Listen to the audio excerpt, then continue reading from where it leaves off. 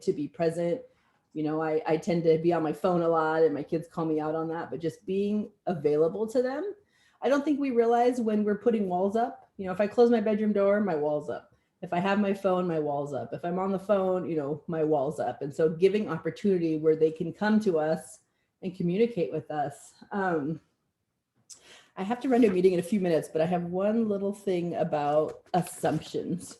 And so I wanted to ask, are there things that you have assumed about your kiddo?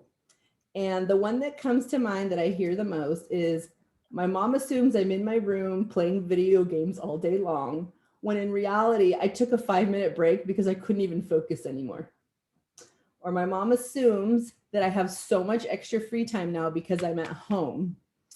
The other ones that I've heard are, you know, my mom assumes that I'm lazy when in fact I'm feeling kind of depressed.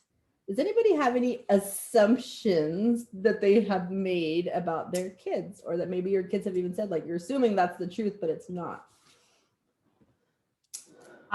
For my son, I assume that he's never listening. Because he certainly doesn't react like he is, but then he will like occasionally like bring something up, and like, you know, even with school, like his social, I just assume he doesn't listen in school. And then he had to write this essay about this Chinese dictator or Chinese emperor. I can't remember which one it was right now. Man, that kid knew some facts about this Chinese emperor. And I was like, wow, you actually pay attention. I felt bad. I was like, I just assume that he doesn't, because he's doesn't ever seem like he's paying attention to me. But Right, that's hilarious. Any other assumptions? Well, I assume that my daughter is checking her email because I receive all the messages from the school, for example. It's very interesting here. I am in Texas. My daughter was in Mexico like since July, and she arrived just last month because we had an issue with the passport. The passport was expired. So we have a lot of issues. She spent like 7 months in Mexico taking classes from there. So then she was along with my older daughter and my son. So they were taking care of her. It's very interesting because we said my wife was very worried. How is she eating? How they are treating her, you know? My older daughter is studying medicine there in Mexico, 27 years. My daughter, my son is working there 25 years. But for me, it's very interesting because they are very independent. You know, I have been working with very far from the family, a lot of years, you know, maybe 10 years or more. So I try to be close to them just by phone, you know, calling them. But I am assuming that they are checking the homework, the email, whatever. So when I used to talk with my daughter, hey, did you review this about AP? Did you review that? Hey, Dad, I have a lot of homework and I have a lot of something to do. So it's like a very stress, of course, no? And okay, sorry. Just have like a good practice, I tell her. Okay. Just have 10 minutes a day to review your messages. You need to understand how to prioritize activities. You need to understand which messages are important. Just check this, whatever. Delete those ones that you are not answering. Try to teach him something, have some activities to do. How say your life history. But just leave it. You know, sorry, I understand. Call me back, or when you have time, send me a message. I am here. Remember, I am here anytime. It will be nice if you feel worried, you feel stressed, you need something, if your mother is not helping you or buying you something to eat, if your teachers, for example, you know, that's the only way I can do. I cannot do more. It's very interesting, and this is very, how to say, because they are changing mind now. They are, how say, understanding how to be adults. They are very afraid. They are very afraid of like every news they hear is like, oh, I need to solve the environment weather. I need to solve this problem. You know, the last year was very difficult for us because now she's like having some thoughts about sex, you know, about those kind. I told them, please don't take any decision now. You are so young. You need to live, to understand how to live as a woman. Now, maybe you can when you are 18 years, 21, when you are mature, when your mind is like more mature, you are not, you can take any decision you want. Meanwhile, try to learn what the nature gives to you. For example, I cannot do nothing more, you know, and I just tell them, I am here every time. If you want to come with me, you can come to Texas as well. For example, now you can come with me and stay here. And of course, because my wife wants to be there, they have a family over there. So also, I believe it's better. But there's no other way. I haven't trying to make them feel confident of themselves, you know, independent. And not like they are. For example, my older daughter and my son, they are very independent. And my little one, like the one like is taking we're taking more time to take it, you know, because is the child, the youngest one, is like a more difficult, you know. But it's very interesting. We need to make them feel emotional confident that they can take decisions. For example, I told her, no matter you have A, E, F, B, whatever, you need to understand that you're gonna survive in your job, in your life with those grades, because schools, unfortunately, society is like that way. The society is gonna choose you, it's gonna pick you because you are the best. They're gonna select you for the best of the universities if you have good grades. That's unfortunately bad. Of course, you can study whatever you want. You know my point? For example, my son wanted to be an engineer, but he has some issues with math. And I told him a lot of times, change your career, change your path. You can study music, lawyer, whatever you want. Don't try to be an engineer like your father. You can be whatever. But maybe one of the assumptions is that she's not mature enough. And so that could be frustrating for her too, to hear like, oh, my dad doesn't believe that I'm capable of doing these things. So for her, maybe that might be an assumption. And plus the distance that you have, that makes it really difficult too. So when we talk about like assumptions, you know, we talk about it makes our kids not trust us. And that's why I talked about them, because, you know, we assume the worst because we're really trying to protect them, right? We assume the worst because we want to make sure that all the bases are covered. But one of the tactics that we're supposed to use is only presenting reality, right? Not presenting like, if I can't see you behind your door playing video games, I can't come at you and say, you're playing video games all day. I know that, right? Or if I didn't see you playing video games for 12 hours straight, it's an unfair assumption for me to come in that way. And sometimes they are, right? Like I know my kid is probably playing video games behind my back right now, you know, but just making sure that we're not doing that, because it breaks down those channels of communication. You know, they get defensive. Ginny, I'm going to step out to this other meeting. So Miss Davis has a lot of good strategies she's been learning that I'm going to have to rewatch later because I need them. But I'll be back. Yeah, no problem.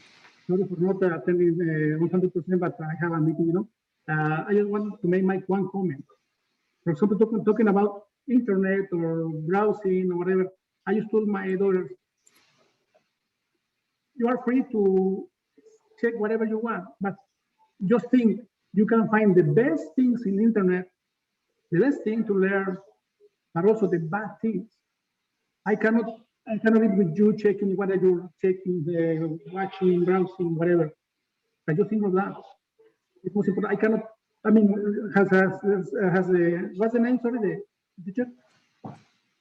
What is the name of the teacher? The teacher that does that. Okay. As you were saying, maybe I am seeing you that you are playing video games, but they are not playing video games. Maybe they are doing other stuff, right? But you cannot be very close with, your daughter or your son, playing with him or checking what they are seeing. You need to trust them. Trust them. What you can do is maybe every month, every 6 months, whatever, check the computer if you want or whatever. But Right, right. So what I want to do now is I want to show you guys some strategies. I just put a link in the chat, and I'm actually going to share my screen to show you the link, what I just put in the chat. And so these are, Yvonne actually found this website, and I'm gonna, when I send out the video, which by the way, I did the thing I've been worried about doing all year, and I forgot to press record until like about 10 minutes ago. All year I've been like, oh, I gotta remember to press record, and today was the day that I forgot to do it in the beginning. So, whoops, for the people that are watching this later, I'm sorry. So this is a great website that has a lot of the skills. It's actually, you know, a lot of the stuff that I'm doing in my family therapy. Like these are things that we've been going over, these different skills. And they're really, really helpful. And so a lot of them, they're acronyms. And so each letter stands for something. So the first one is the think skill. And so this is, you use this when you're not, a lot of these, you're not going to use it in every interaction that you do. But when you are feeling upset, like this think skills, like when you're upset with your child, like they've done something and you're upset with them, this is a good skill to have in mind and to work through. So the T is actually think about the situation from the other person's perspective. Is she angry too? Is she viewing you as unreasonable? Just like you're viewing her as unreasonable. And then have empathy.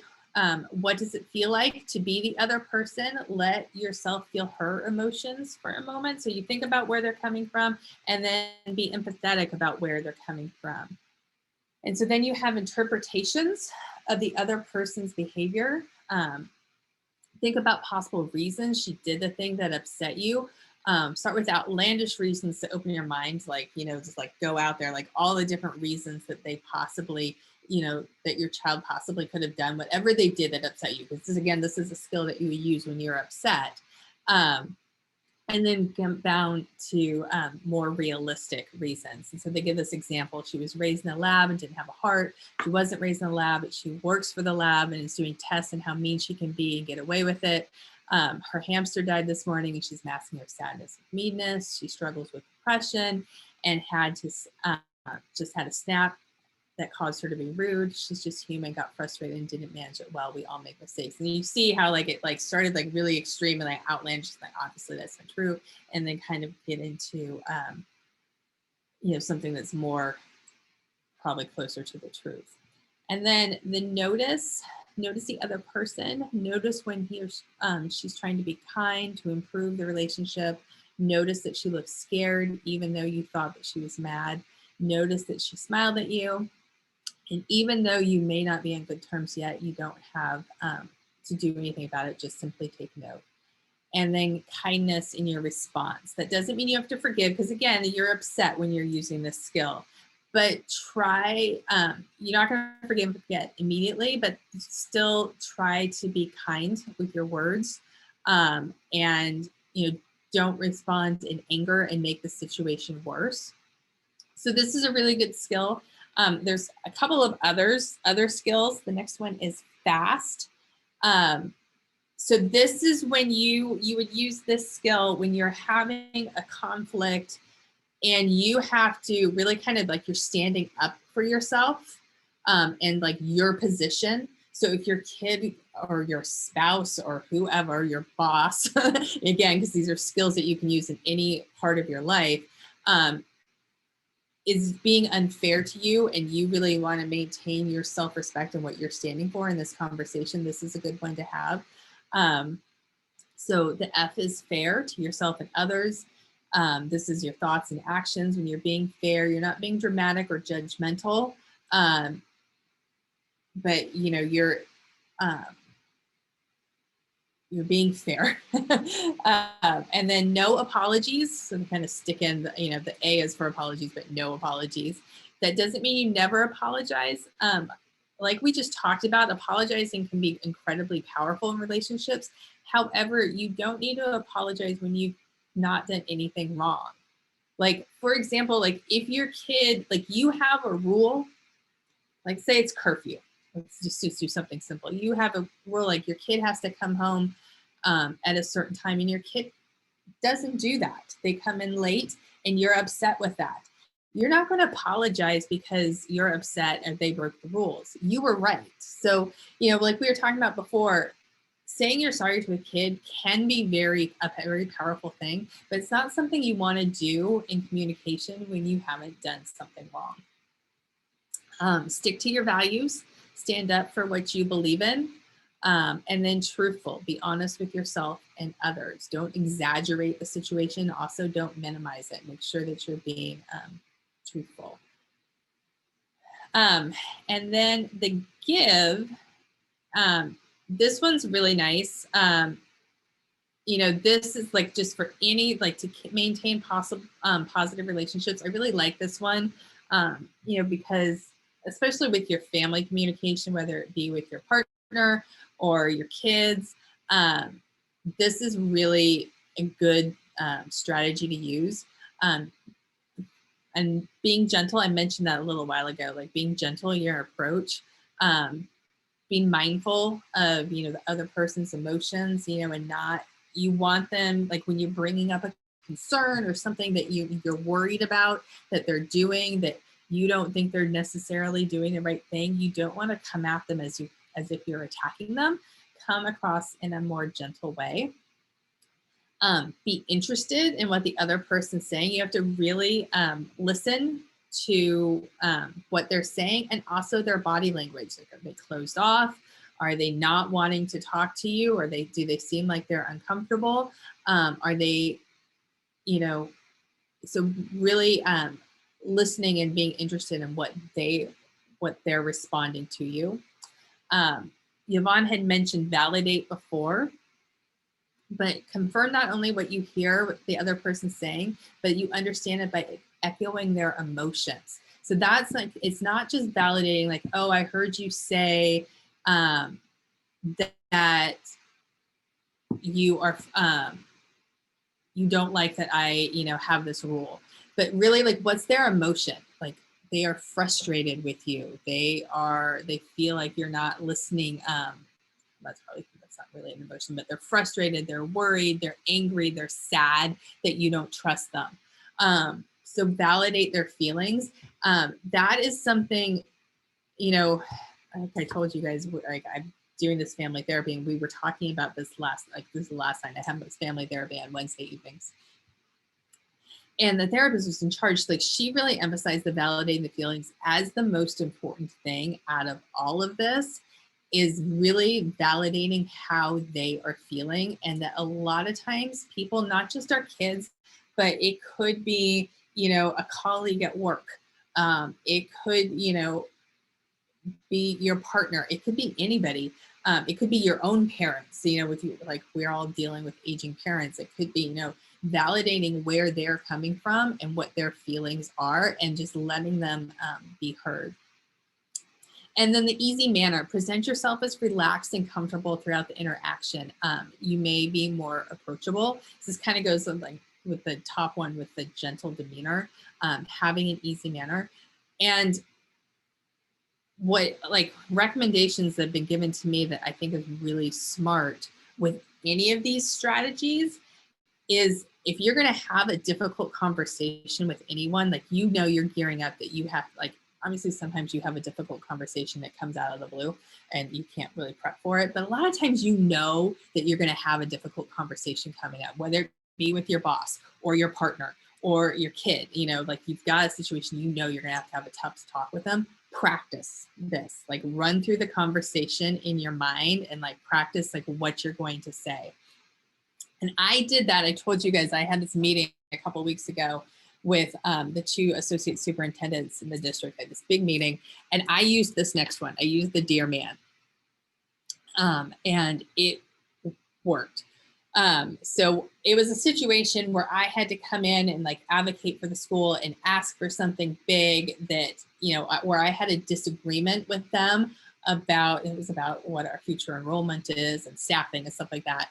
And so they had their data, I had my data, and I needed them to like believe me, and because I had to advocate for the school. So describe the situation in a simple way.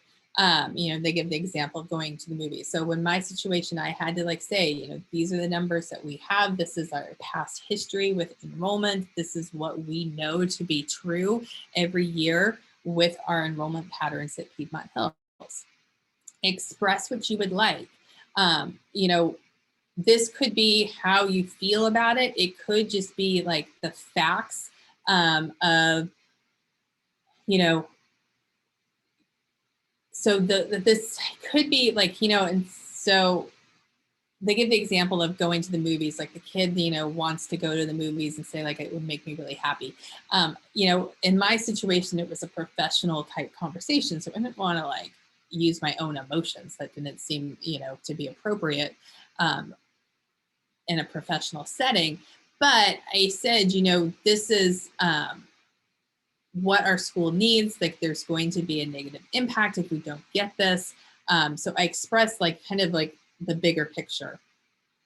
Assert, you know, why is this important to you? So, but in a way that's respectful and not aggressive. So again, you're not being harsh about it, but you're being assertive. Like you're like, this is like, why this is important for me. And then reinforce when you do get what you've asked for, like, you know, they talk about like the kid, you know, asking to go to the movies and they make a promise they'll keep their room clean. And my homework is done. The reinforced part, I've also seen like this, it could be like a negotiation, like you're working out a deal, like, hey, if we can agree to this, this is what I will do for you. So if you're going to use this with your kid, like you want them to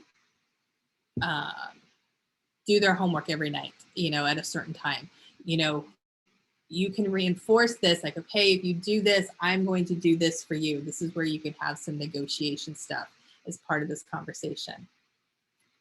Or actually, they have to negotiate down there before. Sorry, I knew negotiate was somewhere in there. So the M is stay in that moment. Don't worry about the past or the future. So, you know, just kind of be mindful. Like this is the situation right now. They always talk about this, like within conversations and difficult conversations, you don't want to bring up past grievances and past stuff. And like, you know, just because it's not helpful. So stay in the moment. Appear confident. This is where, you know, practicing beforehand. And I practiced, I went through all of the steps for this meeting so that I knew like what I needed to say and what were my points that I needed to say so that I could be confident and not, you know, come across as like I didn't know what I was talking about. And then the negotiate, which I mentioned before, you know, so being flexible, like kind of going in like, okay, this is what I want out of this conversation, but what am I willing to settle for? So having that in your mind, like, okay, if I can't get exactly what I want, what can I be okay with? And so in my meeting with the district, like because again, we were talking about enrollment numbers, I had like this is what I want, but I had in the back of my mind, this is what I'm willing to settle for. And so kind of, I knew ahead of time what I was going to come away with. And so this website has a little great short video that I thought would be fun about this. So, can you guys hear it?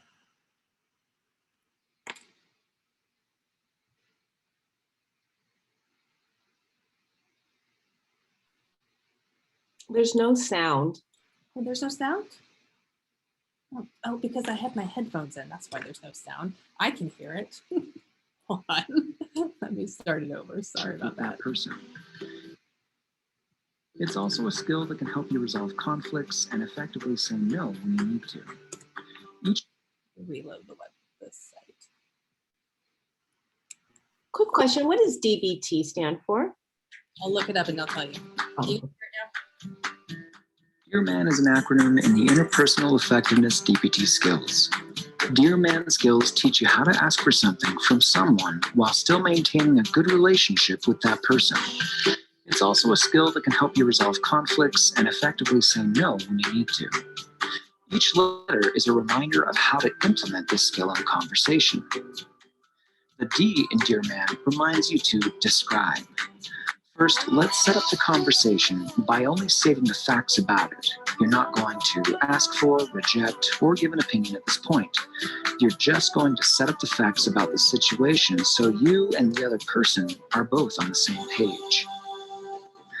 The E stands for express. After setting up the conversation, you want to express your feelings and understanding of it. This is best done by using I statements to take accountability for yourself and your emotions, and to keep the other person from becoming defensive in the conversation. A stands for assert. You set up the facts and expressed your feelings and understanding of the situation. Now, it's time to be clear and assert or ask for what you do or do not want. Be direct. Don't beat around the bush or assume the other person knows what you're talking about. They can't read your mind. You need to clearly state exactly what you want so there's no misunderstanding. The R stands for reinforce. Whether you're making a request or turning one down, be sure to reinforce the relationship between you and the other person. Acknowledge that the relationship is important to you and express how you'll feel about them regardless of the outcome. The M in Man stands for mindful. Try to be fully present and focused on the current issue you're resolving. Don't fall into the trap of bringing up past events or overpromising the future. Use mindfulness to stay on topic and avoid going off on a rant. And of course, ignore the distractions from your phone or your environment. A in Man stands for appear confident. Look the part. Sit up or stand up straight and make eye contact with the person you're speaking to. This lets the other person know that you're taking this conversation seriously and that you're confident you should get what you're asking for. Finally, N stands for negotiate. During this conversation, remember that you're trying to make the situation a win-win for yourself and the other person. Make your offer more appealing if the other person is not on board with the outcome. Using the Dear Man DBT skill can feel a bit awkward at first, but keep practicing. It'll be worth the effort to learn how to resolve conflicts and ask for things in a way that keeps a good relationship between you and those you love. And so I put in the chat, DBT stands for dialectic behavior therapy. Sorry, I knew it was behavior therapy, but I couldn't remember the D, so I'm gonna look that real quick. What I liked about that video, we've been talking this whole time about, using these skills to communicate. So for us to communicate with our kids and with other people. But I think this is stuff that if you wanted to share this with your teenagers, and you saw in the video, it was the kid using these skills to get something that she wanted from her dad. These are like really great communication skills to teach our kids and to talk to them about like, hey, using this, because they a lot of times not just communicating with you as the parent, but they have to learn how to communicate with their teachers and other people to like get their point across and get what they want. And one thing that we have really found as a school that we're like concerned about is that a lot of times our kids are scared to ask their teachers for help, or they don't know how to approach, the students don't know how to approach their teacher when they're confused about something. And so these are communication skills that I feel like we really need to be teaching our teenagers. And certainly this is stuff, I know Maria is on School Site Council. Like I'm sitting here thinking like, oh, all of those things that we want to, we're talking about the beginning of next year with like school-wide lessons and stuff to teach kids. Like some of these would be really great to use and teach the students. So we'll do our part as a school, but you guys as parents reinforcing that also, I think that that's really good. So we're coming up to 10 o'clock. So we're coming to our end. So we'll wrap this up. I think if I wanted to leave you guys with something that is the most important thing about this family communication and having good communication, well, there's probably two things. You know, Yvonne alluded to it in the beginning where she was talking about, and I think somebody else mentioned like noticing like their behaviors and noticing, you know, when stuff is unusual and like that's when you should worry, because they may not necessarily verbalize stuff that's going on. Our teenagers tend to not do that. But paying attention to their patterns and when they start doing something that seems a little unusual for them. You know, for example, my daughter, she will come up to my bedroom every night and talk to me about just stuff that's bothering her. We'll talk about the dogs and like, you know, it's never like, sometimes it's like a more serious conversation, but it's usually not. But I know if a day or two has gone by that she doesn't come up to my room to talk to me, I know something's going on with her and that I have to check in with her. Like if, you know, so paying attention to your kids and patterns that they have. And when they are doing something a little different, that might mean that something's going on and it's time to check in. And then like, I think the second thing I want you guys to leave with today is again, that idea of validating their feelings. And this is just, it can be obviously in conversations with your kids and like how they're feeling and like making sure that they know that you've heard them.